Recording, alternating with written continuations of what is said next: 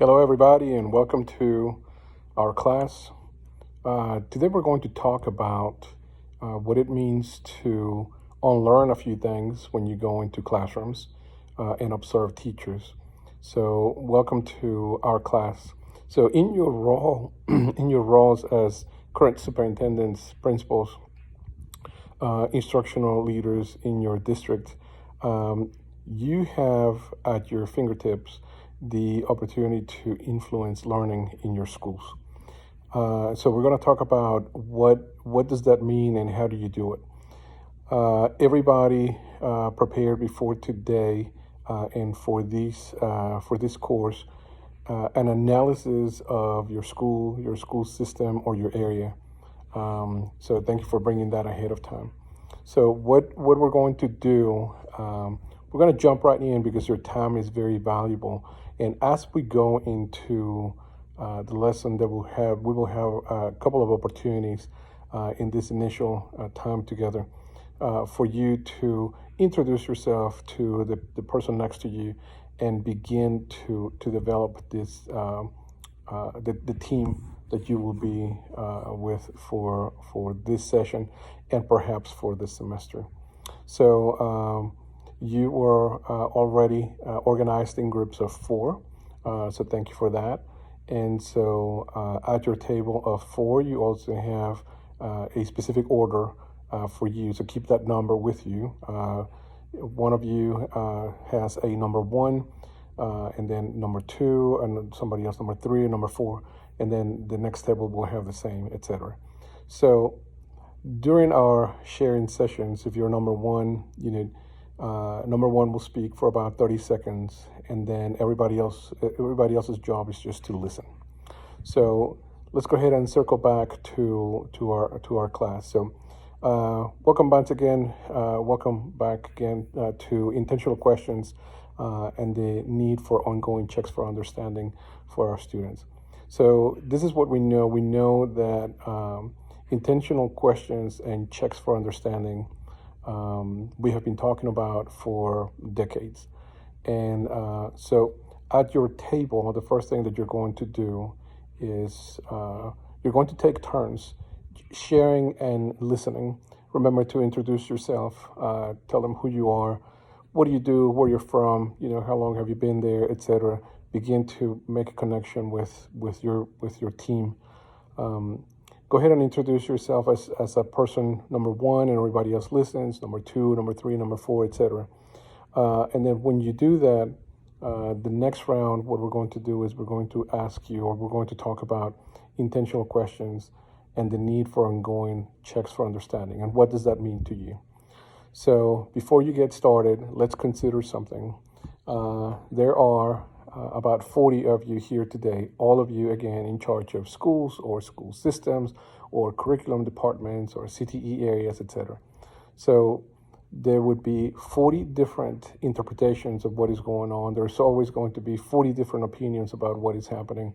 So please make sure that you share with your group your thoughts.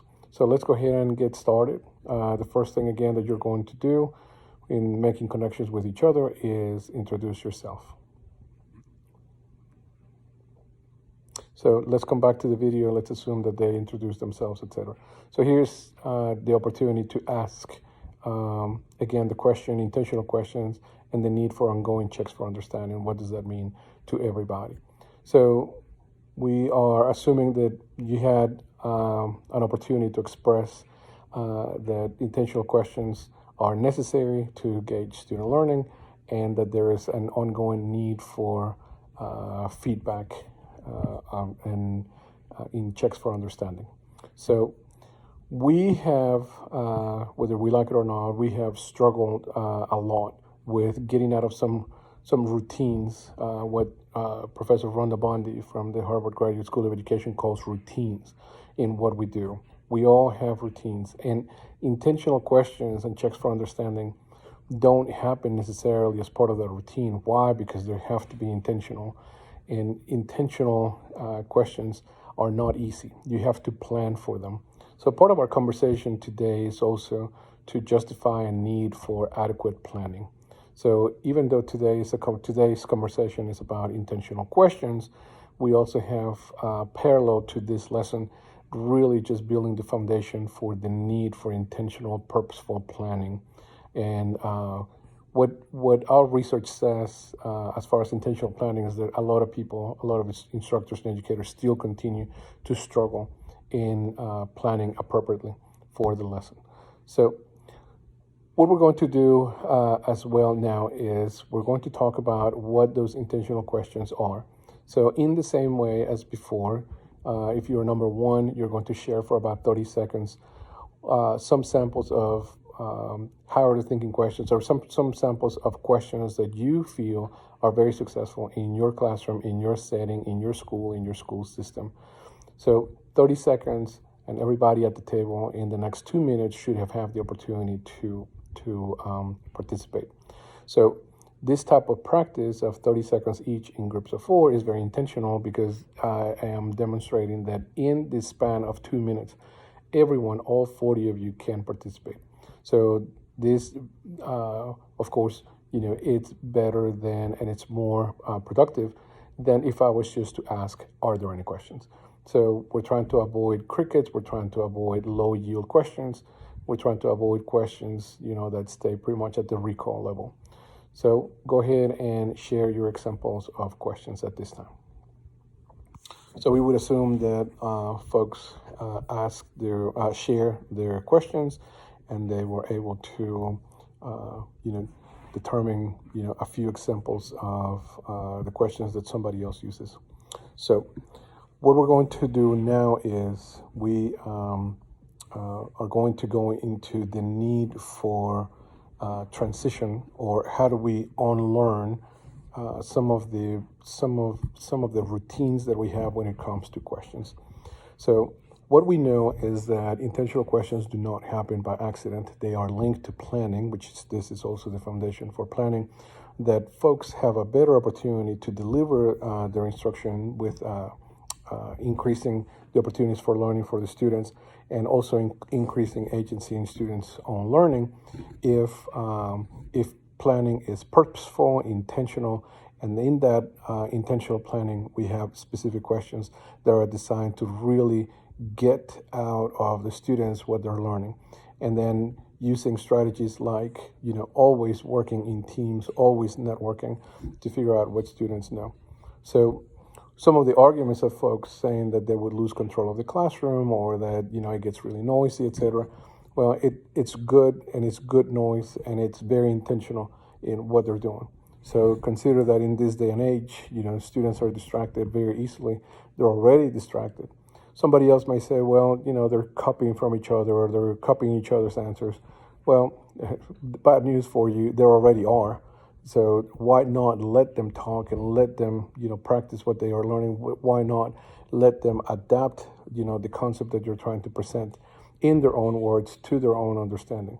And then the role of the teacher, becomes this listener to make sure that they're internalizing the concepts that were presented in an adequate way. So having said that, then as we approach the conclusion of this initial 10 minutes of a lesson, would be, how do we link all of this to feedback? So keep in mind that these areas are not simple. So feedback, we're beginning to explore and understand a little bit more of what it means to give formative feedback, beyond the simple, surface level comments like, good job, or, great, or, I need 100 like you. So feedback is, a little bit more intentional. So we're going to follow the same type of strategy about learning what each other do. And we'll do that next. So we're going to conclude this initial 10 minutes in just really sharing with each other the need for intentional questions and the need for checks for understanding. So based on what you have learned and what you have learned in your group, tell the people in your group in the next 30 seconds, again, taking turns, something that really was an aha moment from the conversations with your group, something that as you were listening triggered a memory, or trigger something that you're going to do or put in practice right away, or make sure that you explore more or read more, and you go back to your school and you research more. So let's do that at this time. that will conclude the 10 minutes of a lesson. So we're going to submit this lesson for as part of the requirement. So thank you.